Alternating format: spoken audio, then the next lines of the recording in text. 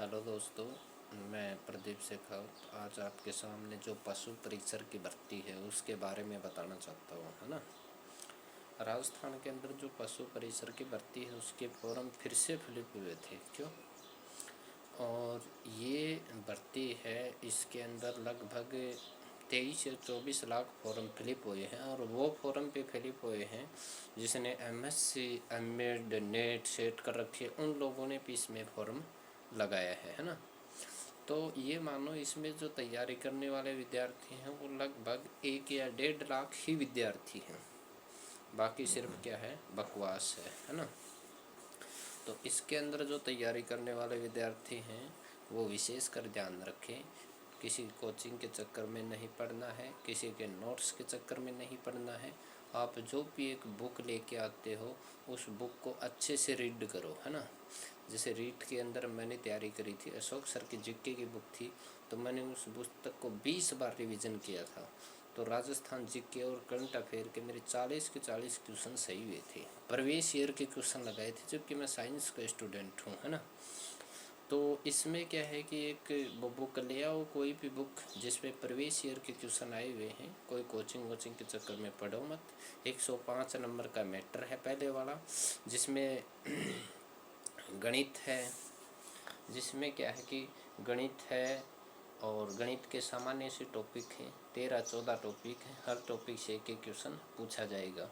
विज्ञान है, विज्ञान के भी वो 10-12 टॉपिक हैं, उसके भी एक एक क्वेश्चन पूछा जाएगा। सामाजिक अध्ययन, सामाजिक अध्ययन में यही है, नगर पालिका वगैरह है और विधानसभा है, राज्य व्यवस्था है, कार्यपालिका है, नगर निगम है, पंचायती राज है, इससे संबंधित मुख्यमंत्री है, राज्यपाल है, इससे संबंधित ही ये क्वेश्चन पूछे जाएंगे। भूगोल है, इतिहास है, कला एवं संस्कृति है और करंट अफेयर है। ऐसे मिलाकर 7 सब्जेक्ट हैं ये, है ना।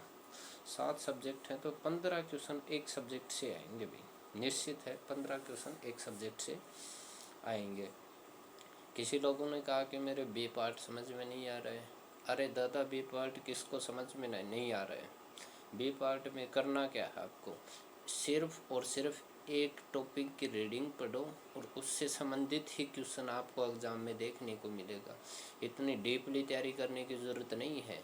जैसे गाय का प्रोटीन है, फलाना दिकड़ा है, वसा है, वहाँ तक क्वेश्चन नहीं पूछा जाएगा।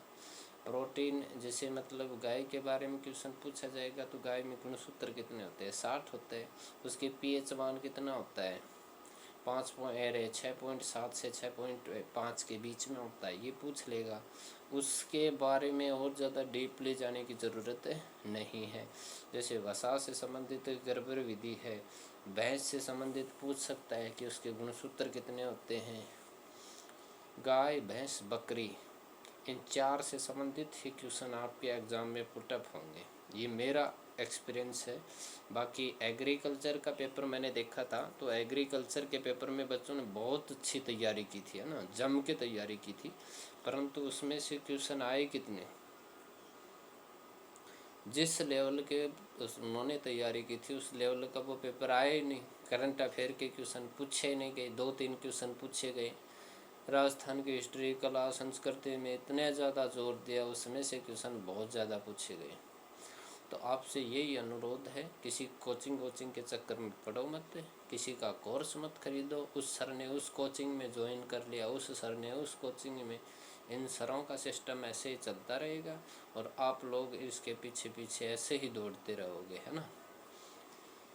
अरे वो बात है, नशा 5 रुपये में भी होता है और नशा 50,000 में भी होता है। आप अपने दिमाग को किस चीज़ पे स्थिर रखना चाहते हो? बड़ी बड़ी राजस्थान में कोचिंग इंस्टीट्यूट हैं, उनमें इतने सारे पैसे बर्बाद कर दिए। जब आपसे पूछा जाए छोटा सा प्रश्न कि गाय जो बीमार होती है उस टाइम पे कौन सा टीका उपयोग में लिया जाता है, तब आपको वो भी नहीं आता है। तो फिर आप उस कोचिंग में जक मराने के लिए गए थे, अपना टाइम ख़राब कर दिया पूरा, घर वालों के सपनों को चूर चूर कर रहे हो आप। तो ऐसा मत करिए, है ना। जैसे मैंने एक बुक खरीद रखी है और उस बुक के बारे में मैं आपको बताता हूँ। जैसे मैंने ये बुक खरीदी थी, ठीक है। इस बुक में क्या है कि कोई कोचिंग वोचिंग कहीं जाने की आवश्यकता नहीं है। पूरे टॉपिक दे रखे हैं और टॉपिक भी सीरियल वाइज दे रखे हैं और लास्ट में लगभग 1400-1500 क्वेश्चन प्रैक्टिस के लिए दे रखे हैं और प्लस में आए हुए एग्ज़ाम के क्वेश्चन भी दे रखे हैं। तो मैं आपको ये नहीं कहना चाहता कि आप इस बुक को ही खरीदिए, है ना, जो आपका मन करे वो खरीदिए, परंतु मैंने एक ये बुक खरीदी थी। इस बुक के अंदर मुझे ये मानो कि कहीं से भी अगर कोई क्वेश्चन पुटअप करता है तो मैं धड़ाक देनी उसका क्वेश्चन पुटअप पे जवाब दे सकता हूँ। जैसे मुर्गे का पीएच मुर्गे का जो तापकाल है, तापमान पे जो रहने की प्रतिक्रिया है तो 106 107 है। इसी प्रकार से बकरी का 102 101 के बीच में फ़ारेनहाइट है। तो इस प्रकार से आपको क्या है कि ये जो पुस्तक है, मान लो कोई भी पुस्तक है आपके पास, उस पुस्तक को मैंने इस पुस्तक को लगभग 15 से 20 बार रीड कर दिया, ठीक है। तो आप जो भी पुस्तक लेके आते हो उस पुस्तक को कम से कम 15 या 20 बार रीड करोगे तब जाके आपका कंटेंट तैयार होगा।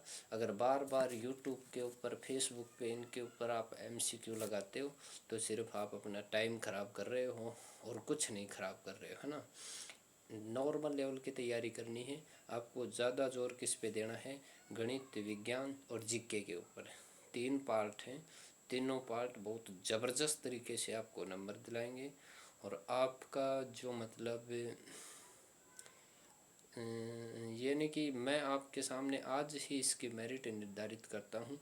जिस विद्यार्थी के 150 में से 90 क्वेश्चन सही हो जाएंगे ना, उसका सिलेक्शन श्योर हो जाएगा, जर्नल को छोड़ करके। जर्नल का हो सकता है 2 4 5 नंबर ऊपर जा सकता है, परंतु जितनी भी रिजर्व कैटेगरी हैं उनका जो एफिडेट है वो मेरा यही मानना है। जैसे मैंने रीट के अंदर भी यही कहा था कि जिस विद्यार्थी के 190 नंबर हैं उसका सिलेक्शन श्योर हो जाएगा। इसी प्रकार SSC-GD कि जिस विद्यार्थी के 62 क्वेश्चन है, SSC-GD कांस्टेबल के 62 क्वेश्चन सही हैं, उस विद्यार्थी का सिलेक्शन श्योर हो जाएगा। भाई लोगों, मेरे को सपोर्ट करना, वीडियो को सब्सक्राइब, चैनल को सब्सक्राइब करना और लाइक करना और शेयर करना। धन्यवाद, धन्यवाद।